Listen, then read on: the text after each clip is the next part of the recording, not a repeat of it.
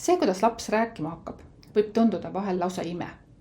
Alguses on esimesed häälikud, sõnad ja siis viuhti aasta pärast juba liitlaused. Tegelikult, kui keele omandamist lähemalt vaadata, selgub, et nii lihtne see asi ei ole. Omandamine käib järk-järgult. Samm-sammu haaval lisab laps vanale teadmisele järjest uut. Selle peatüki, mille pealkiri on Lapse kõne areng, autorid on Reili Argus ja Sirje Lukke. Eesti keele kohta arvatakse, et see on üks kole raske keel. Seda ei ole võib-olla võimalikki selgeks õppida. Tegelikult ei ole olemas lihtsaid ja raskeid keeli. Ja laps ei omanda kõike korraga.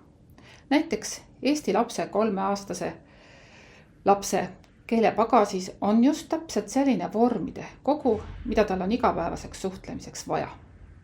Ja lapse keele omandamist hõlbustavad või toetavad kindlad tegurid.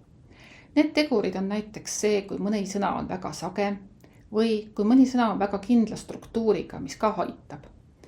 Sellest peatükist saabki teada seda, mis on need tegurid, mis last keele omandamisel aitavad. Ja näiteks ka seda, miks on kiisu-kutsu-kättu sõnad lapse keele omandamisel pigem abiks.